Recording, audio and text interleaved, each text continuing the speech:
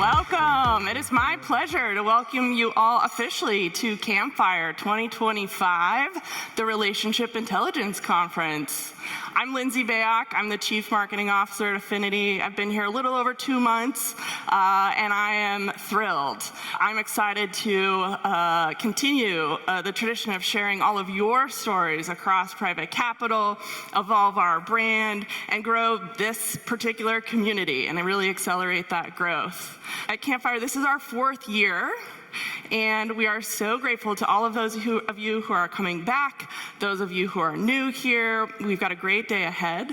And our mission for all 4 of those years really remains true. It's about bringing together all of the brightest minds in venture capital and private equity to discuss this intersection of relationship intelligence, AI, and how those things are coming together to drive efficiencies for your firms and return capital. And today, our mission is pretty simple. We've got 3 objectives: connect, learn, and share.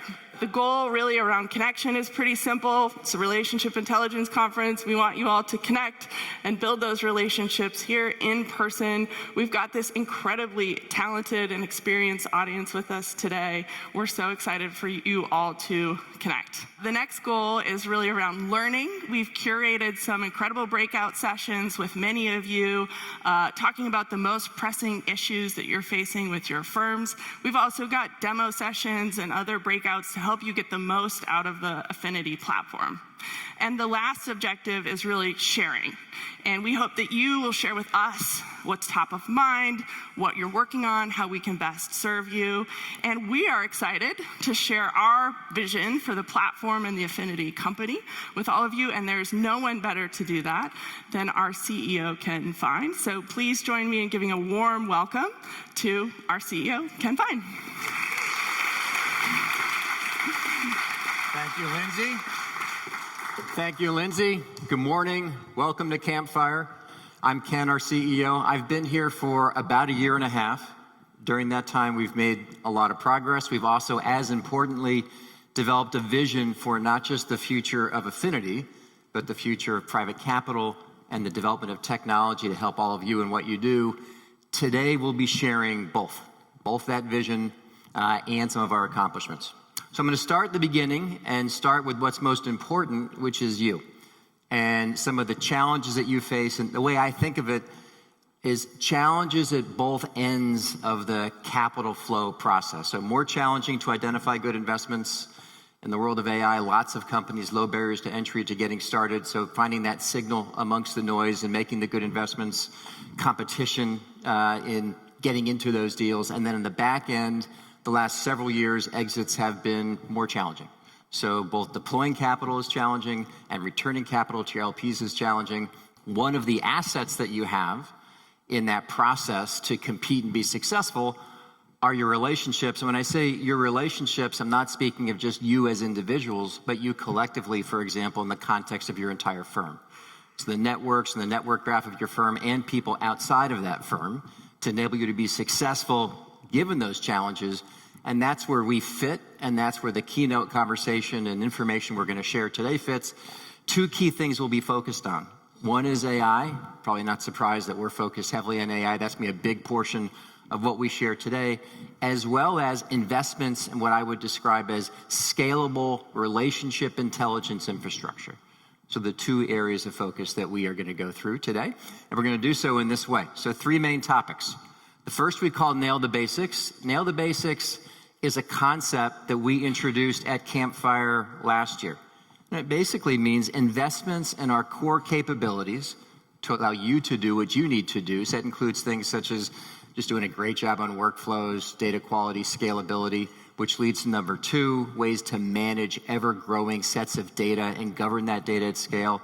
And then finally, number 3, work that we're doing in AI to expand the innovation element of our platform and how we enable you to leverage your network graph. Now, number 3 is where most of the newest work is and the biggest differences are from what you may have seen in Affinity a year ago. So I'm actually going to start at the end. We're going to start with number 3 in AI, and we're going to work our way back.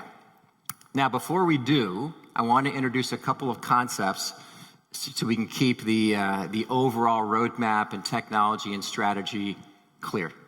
The first concept is relationship intelligence. So when we say relationship intelligence, what I mean by that is a few different things. One is the ability to identify who knows whom, how, so what's the context of the relationship, and how well, what's the quality of the relationship. So relationship intelligence is the application of technology to accomplish that. Second concept is artificial intelligence. Everyone here knows what artificial intelligence is. Now, there's an overlap between the two. They are separate and distinct concepts, but artificial intelligence, as you'll see, we do also use to enhance relationship intelligence, and all of that is in service of particular workflows and automations that you need to do what you do. So we're going to be covering all three of these topics today. And before we get into the future-looking vision, I want to establish these are concepts that we have embraced and worked on for some time. They're not new to this discussion today. So relationship intelligence is a big part of what we are founded on. These are examples of capabilities in today's platform around relationship intelligence. We were using artificial intelligence in a number of different ways before AI and LLMs became as popular and as impactful as they now are. And we really got started with the concept of automation and workflows and capturing data on an automatic basis and creating records in your CRM without you having to do so manually. So think of this as your starting point. Now we're going to transition from today to tomorrow. And I'm going to begin with a vision. It's a broad vision. It's a bold vision. And I call it the operating platform for private capital. Now I've put that in quotes because there is no, as far as I know, official definition of what an operating platform is. So I'm going to share my point of view, my definition, and then I'm going to relate that to Affinity and relationship intelligence technologies. So first, the notion of an operating platform is something that exists in multiple other industries, particularly other verticals. These are all names that you are, I'm sure, familiar with, and they are examples of technologies and platforms that evolved from a particular starting point where they pursued a workflow or two, and over time, due to their success and their strategy, aggregated multiple workflows. So Shopify being a good example, starting as a storefront, moving on to checkout and enabling you to do your marketing, your back-end analytics. So now it becomes a single operating platform for their customer. The same with these other examples. There is no such thing yet in private capital. I believe that there will be at some point consolidation, rationalization, and integration of technologies that today are point solutions and will eventually aggregate together to be a single operating platform within private capital. What might that look like?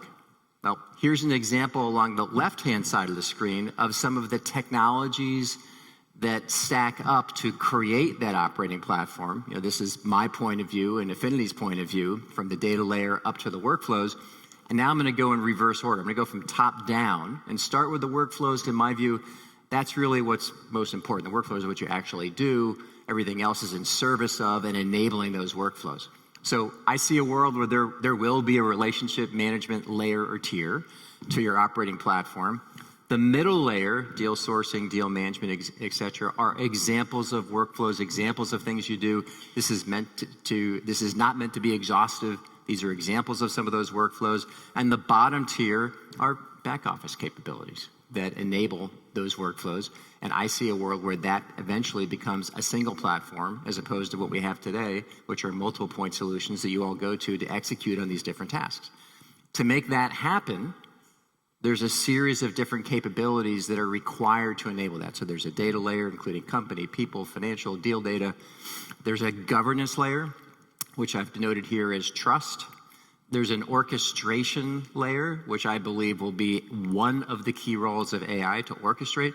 And then finally, my point of view is this will be an open platform. So if you are a larger firm, for example, pouring resources into some of those workflows and capabilities on your own, and wondering what does that mean if there are providers of these other capabilities, I believe this will be an open platform where you can get some of those capabilities from other providers and you can have some of those built internally and they will talk to each other through an open platform. So this is a starting point for what an open platform, an operating platform might look like within private capital. Okay, so now let's reel that back into present day and relevance for Affinity and what we're sharing. So our vision is to, it's a bold, audacious vision, is to eventually become that operating platform and be a meaningful part of that operating platform. Well, what's the first step? The first step, in our view, is to create and deliver what we're going to share next, the next generation of relationship intelligence. So a next generation relationship intelligence platform. What's that? Well, here we go. Concept number one. If we have a next generation relationship intelligence platform, what is the network, the actual network that is being connected? So this is meant to represent the network of private capital. Broadly, you can think of this as fund flows going from limited partners to venture firms, PE firms, multi-strategy firms being deployed. That capital is obviously deployed to portfolio companies. There are intermediaries such as investment banks that help facilitate that process. What we are trying to do is enable you to leverage all of these different nodes in service of being successful with identifying investments, growing those companies successfully, and then exiting. So concept one, this is the network. Concept two, what is next generation? So what is the next generation of relationship intelligence that is applied to that network? Two concepts here. The first is what I'll call explicit relationship intelligence. Now, explicit relationship intelligence is what we are known for. And it's quite literally, as the name connotes, it's identifying explicit connections between people as evidenced by communications, meetings, calendar appointments. As you can see along the left, these are examples of the breadth of data and scope that we have with Affinity, enabling you to create and leverage those explicit connections. The new piece are, or is, implicit connections. Implicit connections are more probabilistic. They identify the likelihood of a relationship. So these are examples, not an exhaustive list. Two people have similar work histories, worked at a particular company over overlapping periods of time, went to the same school, same major, perhaps you're on a board, co-invested. This list on the right could go on and on and on, and this is where artificial intelligence plays a role. And essentially, with artificial intelligence, you're assessing those signals and creating a probability, a likelihood of relationship connection and quality, and combining that with the explicit data on the left, and in the middle, you get next generation relationship intelligence. We believe we're particularly well suited to develop this capability since we have been building explicit, and AI is enabling implicit. And as you'll see, we're going to share how we think of implicit. That's what we are developing here today at Affinity. Okay, next, how are we going to apply that technology? What are the specific use cases or workflows that we are trying to enable first? Where are we starting? All right, I'm going to start with a quiz. This seems probably out of context from where I was going. So take a look at the picture on the screen. Anybody in the audience, who is this? It's Palm Pilot, okay. And then who's the person? Yeah, I had a Palm Pilot. I was an avid user. This is Jeff Hawkins, founder and CEO of Palm Pilot. Pictures 2007, Penn Computing. So why am I talking about the future and sharing a picture? I don't know if Penn Computing exists anymore as a periodical or as a magazine that's 18 years old. Well, here's why. Personal story. Well, a little background on, for those who might be of different vintage than me, a little background on Palm Pilot. So Palm Pilot, when the PDA market was being developed, lots of people were talking about this being the next great market, and the market was littered with failures. Failure after failure after failure, product after product. Everyone knew it was coming, but no one could figure it out. This was the first product that got traction, got mass adoption. Palm Pilot, trivia fact for those who don't know, acquired by HB, $1.2 billion back in 2007. That was a lot of money. Now that's a Series B, I guess. But it was a big deal. And then it was after that point when Apple and iPhone took over post the acquisition by HP. Okay, so why do I bring this up? I was at a talk that Jeff gave years ago as a head of product at a different company. And the question was, how did you do this? How did you get traction where so many others failed? And he said, I started with one use case. I rallied my whole company around that use case. And I was militant about our focus on that use case. And the use case for the Palm Pilot was, you have a certain amount of time from clicking on, so the device turns on, to finding contact information for a person. Sounds pretty basic to all of us, but he assessed that. He said, I believe that is a use case that is the gateway to earning the right to nail other use cases and start to actually get PDAs to be used, personal digital assistants to be used. Well, he was right. He was quite focused. If anyone in his team came up with features or reasons to invest resources that were not that use case, he nixed it. If he saw people talking about obstacles to that use case, he overcame them. And he earned the right to develop other use cases. Okay, so what's our use case? I'm calling it, how do I connect to? How do I connect to a person? 2 flavors. First flavor, a person. Sounds pretty simple. Trying to connect to a person. This is Dr. Jacob Diaz. I'm going to introduce you to Dr. Diaz in just a moment. He's the protagonist in the story to come. There's another flavor, which is how do I connect to a particular description, a particular type of persons or a set of people that fit a set of characteristics. This is an example of a set of characteristics that Dr. Diaz embodies. Now, think about what's the starting point? How do we do this today? Some of you use Affinity, some use LinkedIn, some use email, some use Slack, some of you call someone, some WhatsApp, some combination to find, do you know anyone that has this expertise? Can you introduce me to that person? We aim to be the best within the private capital world at nailing this use case for you. So this is our first step. This is Jeff's equivalent of, I just want to get the contact information for someone out of my PDA. Okay, so how are we going to do that? 3 steps. The first is apply that next generation relationship intelligence that I shared, the Venn diagram with the overlap of explicit and implicit. Then identify the optimal introduction path or paths using that same technology to that person. Next, then automate that process. So make it very easy for each of you, and you can think of that as having a team or a cohort of agentic associates that are doing this for you. How do I find? Boom, my associates do all of that work in an automated and effective way. All right, and then where do we apply this technology? The framework we're using is the life of a deal or the flow of capital. So what we're effectively doing is looking through how capital flows from fundraising all the way through to eventually returning capital to your LPs. Hopefully you're returning a lot more capital than you took in.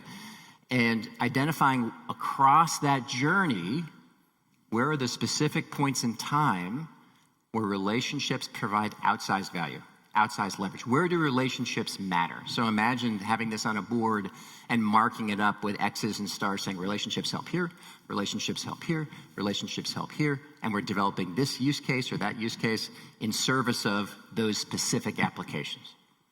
Okay, and last comment, I'm about to begin the transition from telling to showing. And items 1 through 4 here on the slide, you can look at them. That's a review of what I've just discussed. One additional point though.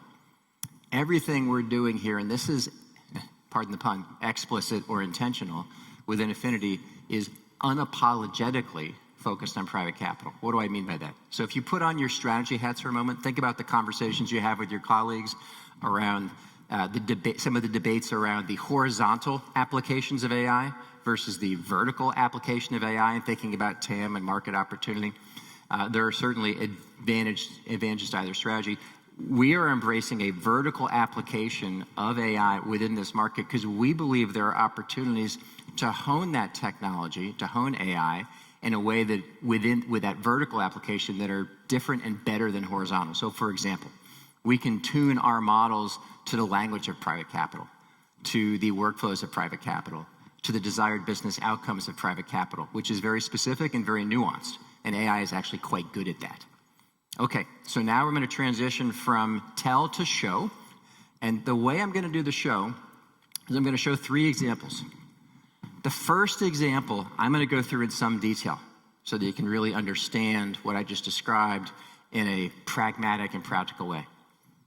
Then I'm going to do examples 2 and 3 really fast. So you're going to see a pattern and you're going to see repeats. So bear with me on number 1 and then put on your seatbelts. We're going to go fast on number 2 and number 3. Okay, so let's begin with our protagonist for the story, Molly Smith. Molly works at a large multi-strat firm. She's on the VC side. We call it Velocity Partners. You can see her VC or her CV on the left.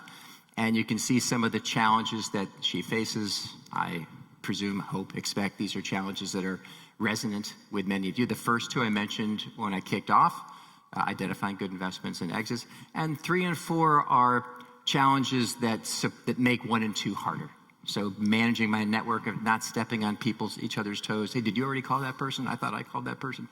And then data living in multiple different disparate locations. So how do you get a clean view of what you're trying to, the deal you're trying to approach? So this is Molly's current state. Let's begin with the example. First example, we're going to follow the flow of capital. So we're going to start with sourcing. First concept, open platform. So I mentioned that before. We are aggressively, actively, fully embracing an open platform. We recognize there's lots of sources of data and lots of sources of investment in AI. We're trying to pick our spots and pick them, and just like Jeff would say, pick them and do them very well. So imagine here in the open platform, multiple different sourcing platforms that each of you use today or may want to use in the future, all integrated and accessible within Affinity. So that data from those different sourcing platforms all coming into Affinity.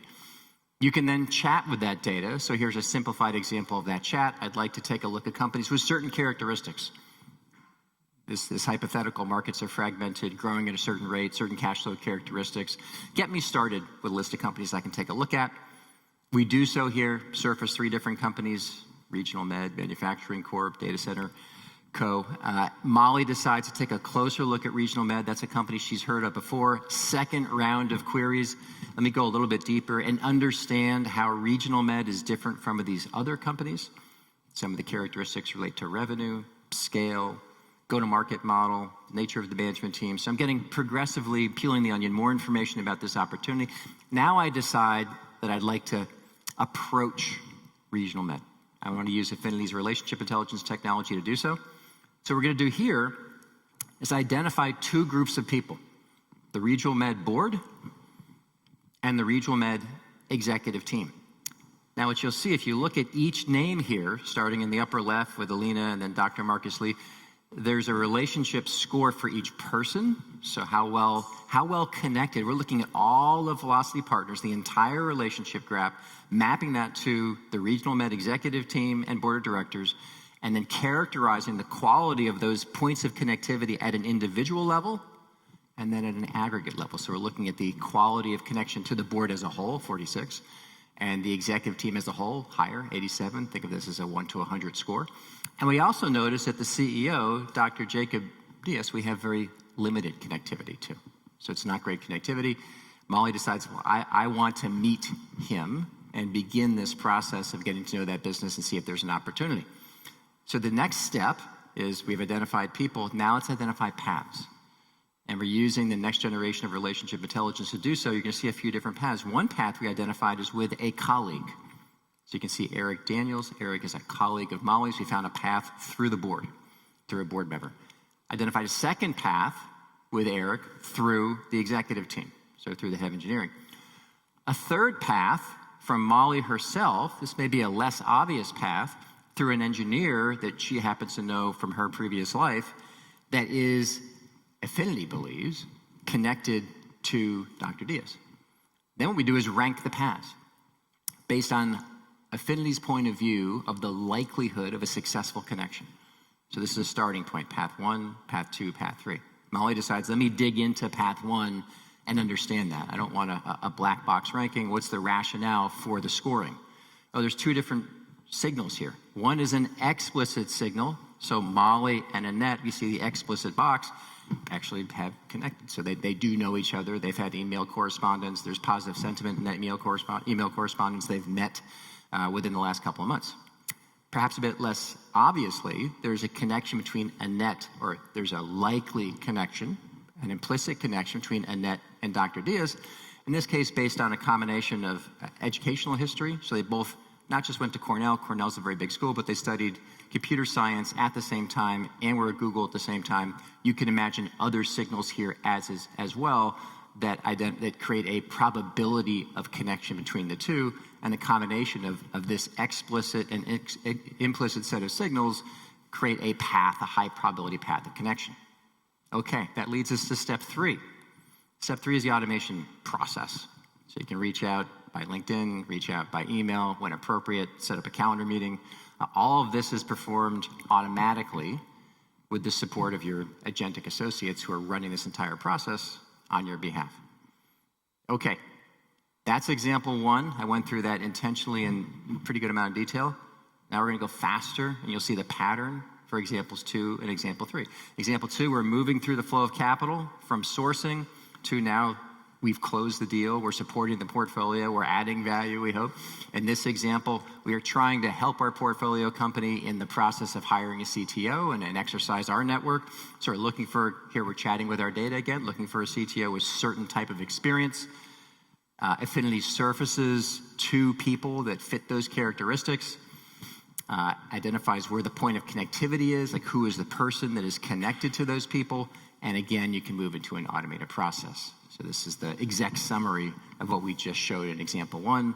Same use case applied at a different point in the capital flow process. Example 3, exit. We're now hopefully moving to a successful strategic exit with this portfolio company, looking for a strategic buyer. Think of this chat with your data as being similar to the sourcing process. So show me private companies that have certain characteristics, certain scale, complementarity of products and strategy, surfaces some companies that have those characteristics. And again, now I want to dig in. Interesting point here. So again, we're looking at groups of people. You see the executive team, we did that before. The board of directors, we did that before. New addition, bankers. So part of what we're doing, remember I showed the network before that we're connecting across private capital. That network is not only internal to your firm, but it's external to your firm. So we're working on intermediary connectivity. So in this case, you can assess a set of bankers and their potential connectivity to what you are trying to achieve in this exit. And again, Jeff Hawkins, like same process, same use case. So identify the introduction paths, automate the introduction. So we're getting very good at this use case to be applied to multiple locations. So summary, the core use case, how do I connect to either a specifically named person or someone with a set of characteristics? How do we do that? Identify the person, introduction paths, automate the outreach process done through agentic associates. Where do we do that? At specific locations within the flow of capital or the use cases, the workflows that you perform in your everyday work. Okay, so let's move from slides to code. And we're going to see a proof of concept of this technology. Josh Clark, welcome you to the stage here. Josh is our Director of Design. Thanks. Thanks, Ken. You bet. Awesome. Good morning, everyone. How you doing? Finding the right person at the right time, as we just saw, right? That's the core relationship intelligence use case, understanding how we connect to each other and connect to them, right?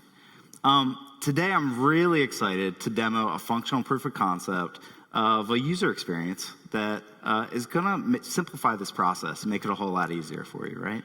And it's our first step in building towards that amazing vision that Ken just shared with us, right? So stepping into Molly's shoes, let's say, and I don't know if anybody remembers from the second example, we're looking for a successful growth stage CTO. If I want to do that, I can just come over here, go to log into Affinity, and I'm coming to the dashboard, and I've got this new network intelligence proof of concept right here. I'm just going to start chatting with my data in Affinity. I'm just going to collaborate with it here, right, and say, do I know any successful growth stage CTOs? We'll give it a minute. It's going to look across all the data that I have in Affinity to assess my relationships, my interactions, my connections. It's going to look at job histories and all the different biographic data to see if there's anybody that could be a good match for this. And amazing. Looks like we've got a pretty strong network. It's showing 20 people out of 25 results. It's fantastic. I've also got relationship scores over here as well, so I can see, how well I'm connected to these different individuals. But I don't know if you all want me to go through all 20 right now to see which one we should connect with, so I'm actually going to refine this down a little bit, right? I'm really looking for a CTO that has experience in healthcare. So I'm just going to continue this conversation and just continue collaborating my data here and say, do any of these CTOs have experience in healthcare?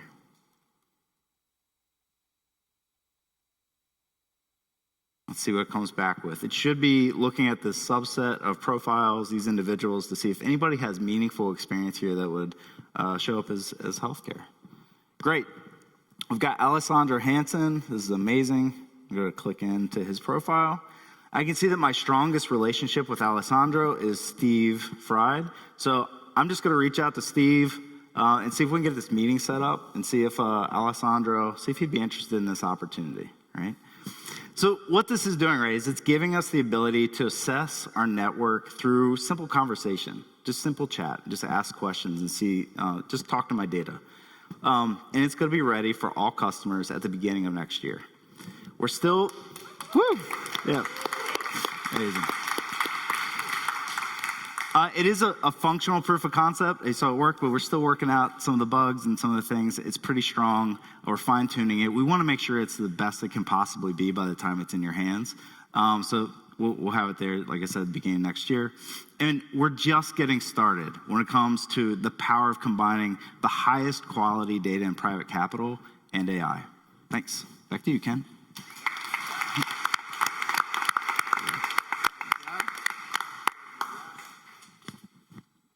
So as Jeff said, nail a use case, earn the right to deliver on other use cases. These are examples of other use cases. There's no lack of workflows and use cases for us to focus on. This work does not need to be fully serialized. We don't literally need to finish one to go on to two, but we are focused on one, and we are in the process of evaluating, basically creating our use case roadmap to apply these capabilities to. Think of these as use cases that your agentic associates would be able to execute in a way that's similar to the use case that we just shared. Okay, a couple of summary points before we transition to the next topic. First, the importance of data, the integrity of data, respecting your data. So your data is your data. We're not using that data to train models. We're not using that data. We're not sharing your data with another company. Certainly not selling your data. So important comment. And then finally, to wrap on this section, the work we are doing is fully, unapologetically focused on private capital.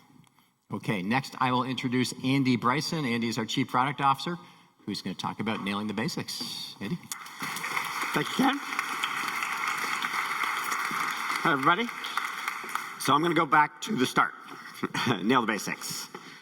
Last year, we rolled out Nail the Basics, and over the last months, year, I guess, we've really been focusing on improvements to the core product, performance, product capabilities in support of this initiative. So I want to give you an update on where we're at with that. When we originally launched Nail the Basics, we identified 3 primary things that we needed to improve within the product to support the initiative. The first was really focusing on improving performance and product capabilities on the pieces of the parts of the product you use every single day in supporting your workflows.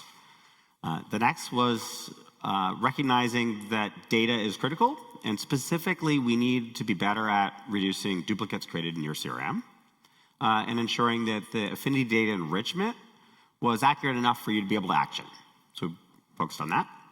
And the third was we're seeing more and more of you are integrating Affinity into your tech stack. And so we need to make further improvements around our external APIs and third-party integrations in support of that initiative.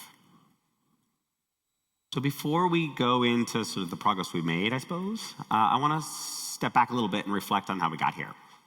So last year we were doing a roadshow, going around talking to a bunch of customers, trying to understand how they felt. And one meeting specifically stands out to me. We're in their office, and the operating partner was sitting across from me, essentially said, for my team to use Affinity all the time, I need 100% of the product capabilities to work 100% of the time. And then went on to say, and in fact, you need to do that in order to earn the right to build shiny objects. Like, I know he was trying to be nice, but as a product leader, that hurts. Like, is this not what you want to hear when you build a product and it doesn't live up to their expectations? But it also gave us great focus. I was able to rally the team around this idea that we can go back and make the product live up to our expectations. And so we did that. We really focused on ensuring we were able to improve product capabilities and that customers were getting value from, and that we could rally around. And so out of that came Nail the Basics. And we did this incrementally.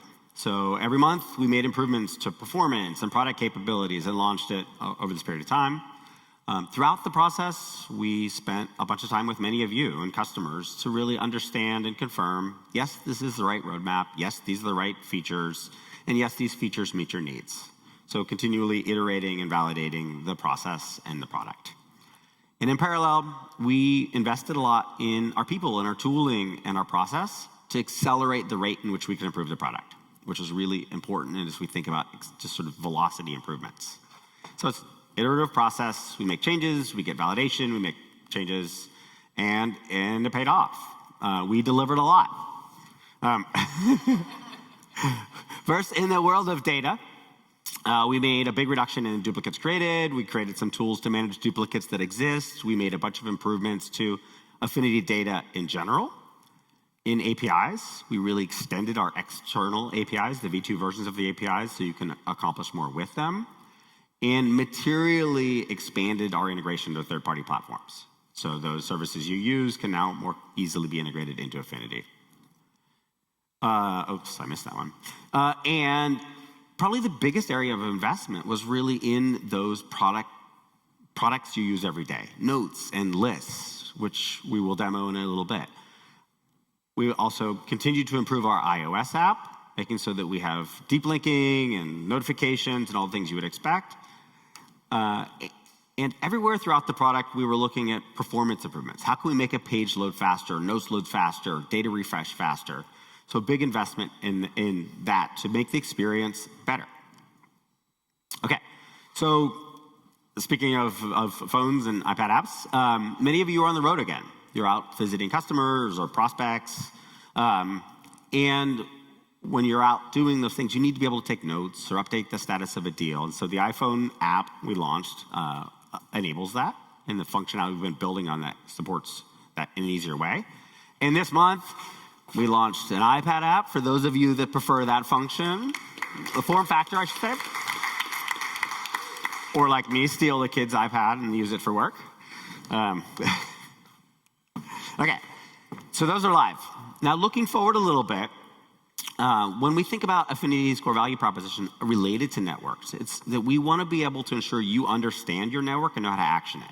Interaction timelines, recommended introduction paths, things like that. Many of you still use LinkedIn for managing connections, inboxes, another way to message, and we really want to make sure that Affinity's platform has as much breadth and depth as possible around the relationships. So we want to bring LinkedIn into Affinity. So let's take a look to see what that would look like. Molly built her professional network over the last 15 years at a different firm. She can't use all of those connections from her email, so she decides to replicate most of her Affinity connections using LinkedIn. Let's walk through how Molly can build her network on Affinity with LinkedIn connections and messages. She previously downloaded a CSV of her connections and messages from LinkedIn. She's back at Affinity and navigates to Settings. Under Data and Privacy, she goes to LinkedIn Imports. Then, she clicks on Import Connections. She finds the CSV file in My Downloads folder and adds it to the uploader. Affinity reviews all of her LinkedIn connections and maps them to anyone who exists in Affinity already or not. Unlike other traditional CRMs, our quest is to identify real people, not merely contact data. This ensures the highest quality data to fuel relationship intelligence and our AI initiatives. After reviewing the new additions and name matches, she confirms she's ready to import these connections.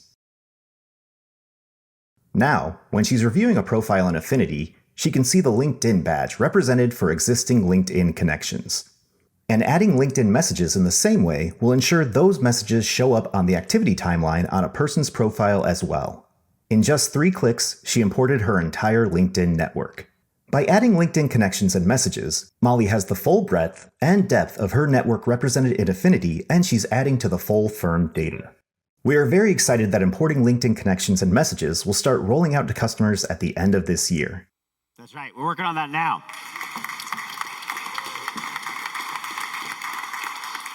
Okay, so I'm going to introduce Jamie now. We've been working a lot on lists, and the list is this platform that allows us to build on our workflows and improve the foundation for future work. So Jamie Schaefer is the Director of Product. Dig it. All right. Hey, everyone. So Andy had the opportunity to speak with you about everything that we've delivered and some of what's upcoming as a part of Nail the Basics, and I have the pleasure of showing you. So I'm going to step into the shoes of Molly Smith. I have imported my LinkedIn connections, and now I want to start driving deals for my firm.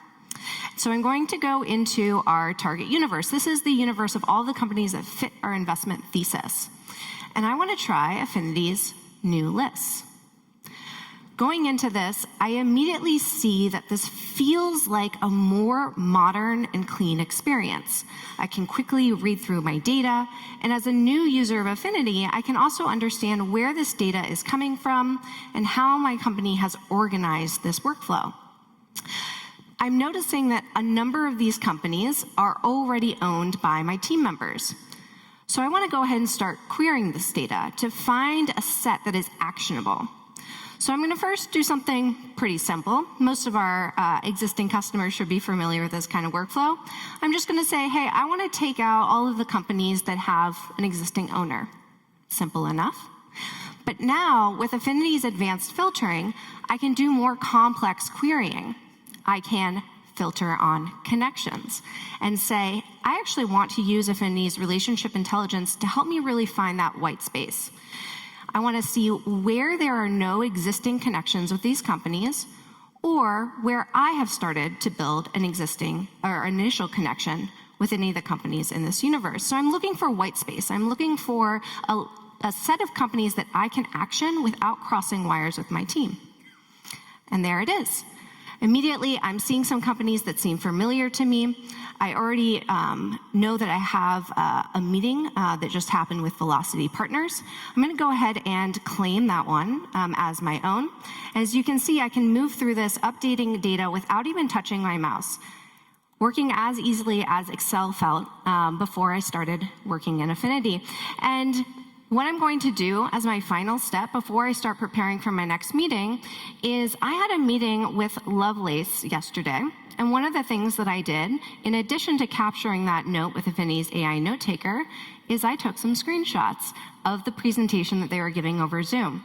I'm going to go ahead and add those images to my note so that this context is now shared with the rest of my team, and I can use it when leveraging in the future Affinity's AI to understand how this deal has progressed. So I'm going to go ahead and save that. And just like that, leveraging Affinity's kind of new and improved lists and images and notes in order to drive deal flow further. And so going back to the concept of Nail the Basics, as Andy mentioned, it was humbling, but it allowed us to really focus on those things that made Affinity really great from the start: our automatic data capture and the usability of our core workflows. And this is what makes Affinity not just a system of record, but a place of action. And so I'm so excited for you to start using these capabilities, for them to transform how you're using Affinity daily. And it builds a strong foundation that we can iterate and ship quickly some more advanced workflows, which we will be covering in our next section on Deliver for Scale. So Andy's going to tell you now when you get access to these. I'll hand it back to you, Andy. Thank you. Okay, that's exciting. What she's showing is what we have coded. Okay, we'll be rolling out to you soon. And so that's pretty exciting. For example, images and notes will be rolling out in production to all of you this month. It's very Nail the Basics, and it's part of finishing this initiative.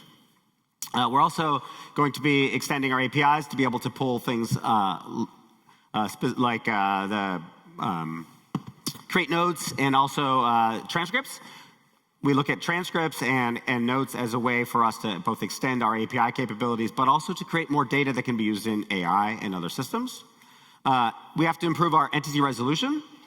We see entity resolution as a way for us to ensure that all of the data that we collect in part of enrichment flows effectively into the people and company records that you use every day. So we have higher accuracy in profile, for example, when you're looking at it and trying to action it. And again, improving that data then reinforces what we can do with AI downstream.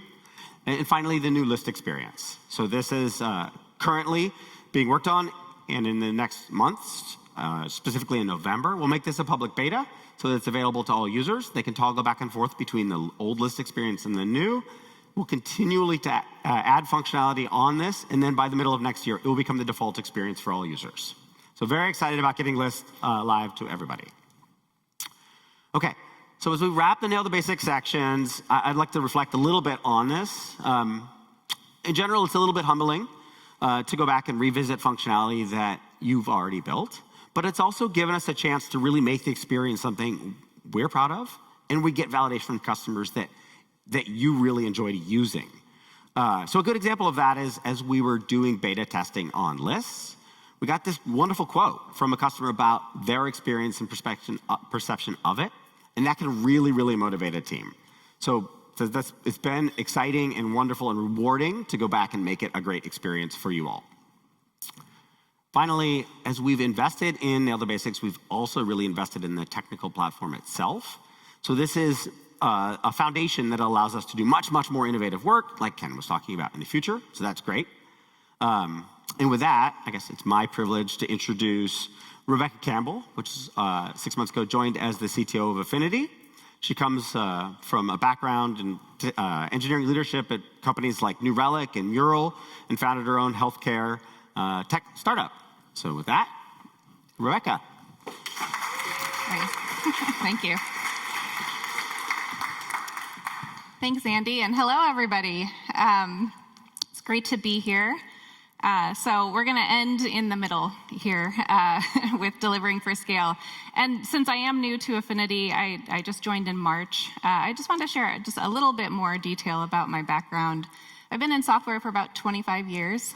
I started as a software engineer, hands-on keyboard. I went home and wrote code. I was pretty into it. And then, ended up on the leadership track. And so, as Andy mentioned, I have a background at New Relic and Mural. Lots of launching new products, building to accelerate internal teams, and also, dealing with not only our needs to scale, but our customers' needs to scale. So I know there are a lot of operators in the room, people in operating roles at your firms. This one's kind of for you. I might get a little bit technical, but I promise it's good stuff. All right, so Ken talked about the operating platform before. He mentioned trust. He mentioned workflows, and I'm going to talk about how we can be more configurable with those workflows. And then he mentioned an open platform. So trust, what comes into the platform, who can access it, what can they do with it, configuration, making sure that we're building upon Affinity's relational database to create those custom and advanced workflows and automations. And then open platform, this is Affinity, as Ken said, empowering you to take your workflows outside of Affinity. So I want to tell you, other than AI, I want to tell you about two things that I'm really excited about. One, maybe a little non-intuitive, it's data privacy, and the other is the direction of our industry. So data privacy, I've been kind of privileged in my career to be trusted with some of the most sensitive data our customers had, whether it was early on in the air charter industry, protecting the flight plans of politicians and celebrities, to New Relic and Mural with petabytes of data, including a lot of PII, or in my own startup that Andy mentioned in the elder care industry, protecting the data of some of society's most vulnerable. So if I think about like my core software beliefs, data privacy and control and governance are actually kind of at the top of that. And I know that it matters to a lot of you. And then the other thing is the direction of this industry. As I said, AI is super exciting, but even beyond that, if you think back not that long ago, we were in a situation where you would log on to a website and you'd do some stuff, and then you'd log out of the website. And then we had companies like Facebook and Salesforce came in and said, okay, well, you can build some things to plug into what we're doing here. And then APIs rocked the world and proliferated everywhere. And now we have this expectation that we can just stitch all of our SaaS software together to create the workflows that we need. And what's happening now, and I think going forward, that integration expectation is moving down to the data layer itself. So it's pretty exciting times. And so anyway, this is all about the needs of your business scaling and Affinity scaling with you. All right, into some more details. Trust is the foundation of every relationship, and that includes your relationship with your data. So many of you are dealing with creating increasingly sensitive deals. You need enterprise-grade controls and the ability to protect confidential information. So what Affinity is working on now is giving you the foundation to decide what data is synced through things like selective syncing, fine-grained permissions. So whether you need to control access at the deal level, the list level, the person, the company, what have you, we're really doubling down on the ability to configure that. And then managing integrations, giving you visibility into all the integrations you're bringing into or you're working with, and then including API key usage and the ability to revoke access. And I'm going to show you a little bit about what that looks like. Ben is the operations lead at Velocity Partners, and he's responsible for keeping their systems secure and integrations running smoothly. But today, there's no simple way to see all the integrations tied to Affinity or understand which API keys are in use. Let's take a look at how that's changing.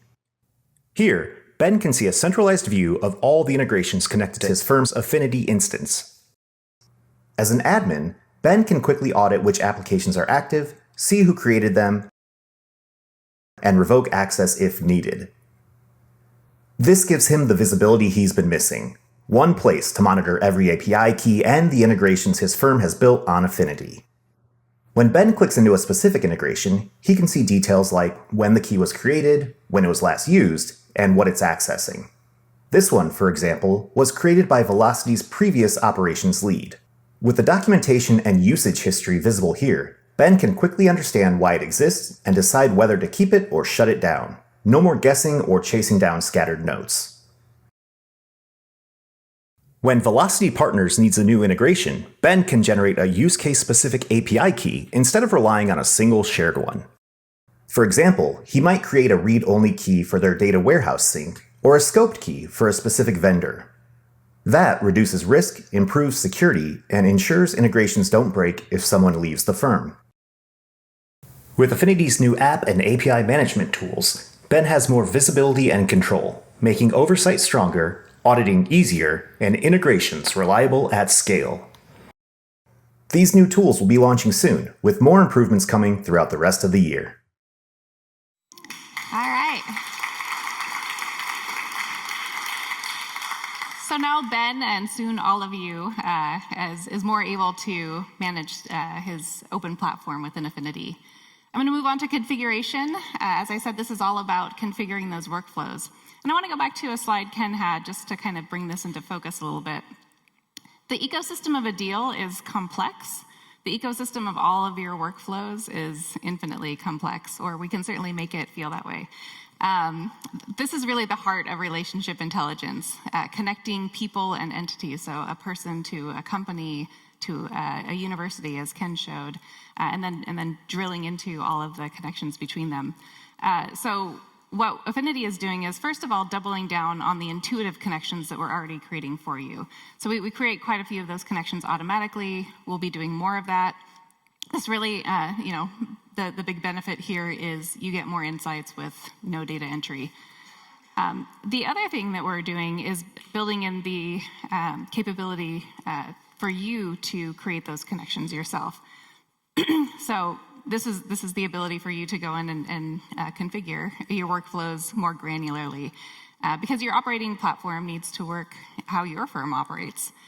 So some of the foundations we're laying, as Andy and Jamie both said with our list project, are giving us the technical foundation to that allow us to deliver things like relational and lookup fields that help you gain visibility without the need for manual updating. Relational filtering lets you easily filter on those relationships. And then workflow automations save you time, reduce errors, and streamline your workflows. So now let's talk about that open platform. About a month in, to my time at Affinity. I was at a customer advisory board meeting, and actually I was just at one yesterday as well. And it gave me just early insight into what people are looking for. What are you thinking about in terms of an open platform?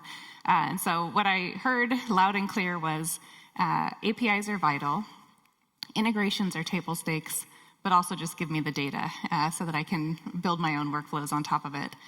Affinity's goal is to bring relationship intelligence wherever you work. We want you to pull your deal data into dashboards. We'll surface relationship insights into Slack. This is, extending, as I said, your workflows beyond the Affinity platform. So some of the things we're building that allow you to bring relationship intelligence into your ecosystem are bulk APIs. I just showed the managing integrations capabilities that we're working on. Affinity's MCP server, which will be coming early next year, and a Snowflake connector that we're also working on for early next year. So let's take a look at that MCP server. Let's take a look at how Affinity can connect directly into an LLM, bringing relationship data into the AI tools your team already uses. Here you can see Affinity plugged directly into the Claude desktop app. Instead of jumping between systems, Affinity shows up right where people are already working. That makes the data more accessible, helping deal makers, IR teams, and operations leaders stay in flow instead of losing time to context switching. Once connected, you can see all the different Affinity actions available. Things like pulling a company record, getting context, or retrieving notes. This enables people like Molly, a VP at Velocity Partners, to ask questions like, "Who am I meeting with this week?" Or even, draft a quick email for a follow-up or portfolio update after a meeting. Or she can go deeper. Create a prep doc for my meeting with Vita AI. This pulls in her recent interactions, open deal notes, and key company details into one place, giving her a complete picture without having to piece it together herself. This shows the extensibility of Affinity. You're not just storing data, you're activating it inside your AI workflows and saving time in the process. With Affinity embedded into your AI tools, teams like Velocity Partners aren't just capturing data, they're putting it to work. That means Molly is better prepared, her team is better coordinated, and the firm can move faster on the opportunities that matter most. We look forward to empowering your team with the Affinity MCP, available in early 2026. All right. We're pretty excited about this, so I can't wait to bring it to all of you. And in terms of what else we're bringing to you, we've got that API and app key management and selective syncing. We'll be rolling functionality out incrementally over the next 4 to 6 months. Early 2026, we've got our MCP server, Snowflake connector, and deal-based permissions to give you that control. And then following quickly with custom relational and lookup fields. So this is the reaction I tend to get from everybody. I saw some of you taking pictures there. I'm guessing that's why.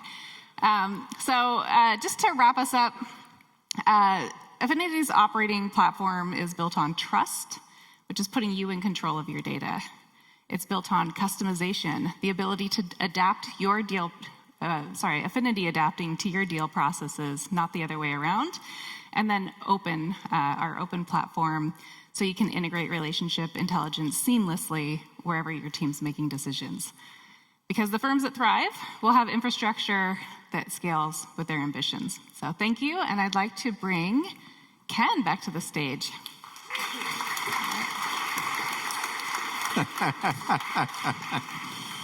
Thank you, Rebecca. Good to see all of you again. I'm going to wrap up the keynote and transition into a short fireside chat with one of our customers. 3 key concepts here, 3 different topics, pretty different levels of altitude. Nail the basics is literally embracing, make the workflows work, ensure the data is high quality, and stick to our knitting and do that well. Next concept, we're operating at greater and greater scale, so take care of that data, enable us to govern that data, manage the privacy of that data, do that well, and then clearly looking to the future and how we embrace AI, enhance relationship intelligence, and look towards the future of private capital, where we believe each of these are contributions to eventually being part of an operating platform. Okay, so that's the keynote. I'd like to now welcome Ryan Bateman, to the stage, who is the CTO and CISO of Sands Capital. Hello. Thanks, Ken. Great to see you. Yeah, thank you. All right. So I'll do my intro of you, and then I'll ask you to do your intro of you. So a little story. I've been here for about a year and a half, and when I was in the process of deciding, or we were doing mutual diligence on each other, myself and Affinity board made the decision to come. There was a CAB, a customer advisory board, that I joined prior to being CEO. You were there, and I remember sitting next to one of the founders, and you were talking, and I elbowed the founder, said, "Who's that?" And he said, that's Ryan. And so the reason I asked that, I said, the level of depth of understanding that you have, first of your own tech stack and what you're trying to accomplish, and forward thinking, and the ways that you were applying Affinity, both the application, the data, the APIs, was impressive and profound. So great to have you here to share some of your insights with the rest of the community. Well, thank you for having me. For those that might not know, Sands Capital is an asset manager. We're located in Arlington, Virginia, just across the river from Washington, D.C. We have a public equity asset business, over $50 billion across global growth investing. We also have venture capital at various stages. So we invest in growth businesses at all stages of their life cycle, from the very early, let's say A, B round, all the way through owning those businesses for the long term in the public market. So I've had the good fortune of being the chief technology officer and heading technology at Sands for almost 15 years. And when I started at the firm in January of 2011, we only invested in U.S. growth equity stocks, single strategy. And over the years, I think in 2012, we started investing in venture capital. We launched our first early stage fund. I've had the good fortune to sort of take the business from a really, U.S. equity-focused business into a really multi-strategy business that crosses a lot of lines, that invests globally, with offices now in Singapore, London, Washington, D.C., and San Francisco. So it's been a great journey, and I've had the good fortune of also working with Affinity since 2019, when we first signed up as a customer. Fantastic, great overview. Could we get an overview of how you use Affinity, use the data, use some of the technology? Yeah, so we have a pretty large technology group. Sands is over 200 staff members.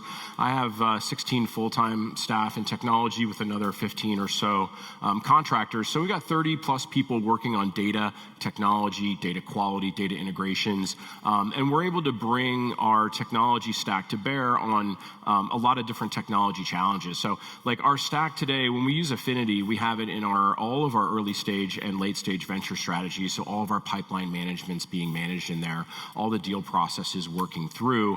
And we have a really big enterprise data warehouse initiative I started in 2018, really saying, hey, we want to understand more about the businesses that we invest in and the people that make those businesses work than anyone else does. And so we started with Affinity as sort of the core of, hey, let's really identify everything that we know. And I think the relationship intelligence aspect of Affinity helped us a lot. So what we do is, as soon as any business comes into our radar, we would call it a new opportunity on any strategy, I immediately pull in all of the data available from Affinity using the API into our enterprise data warehouse, which we run in Snowflake up in the cloud.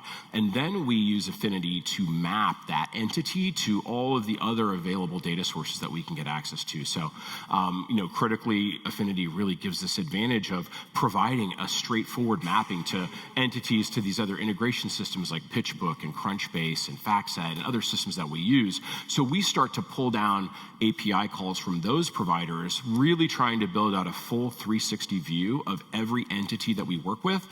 So everything we can know about the business, and then especially everything that we can know about the people. And we start to build out our own relationship intelligence score, supplemented by Affinity's. Mm-hmm. A great overview. And as you think about how AI has impacted your business, the investments your team is making, some of the technology strategy, what are some of those? Yeah, we're really fortunate to have a strong AI team. We've been doing AI sort of before machines learned how to read and write a couple of years ago. We were more using the traditional machine learning methods to do analysis. And once LLMs sort of hit the mainstream a couple of years ago, we saw that there's going to be an incredible opportunity and a massive threat.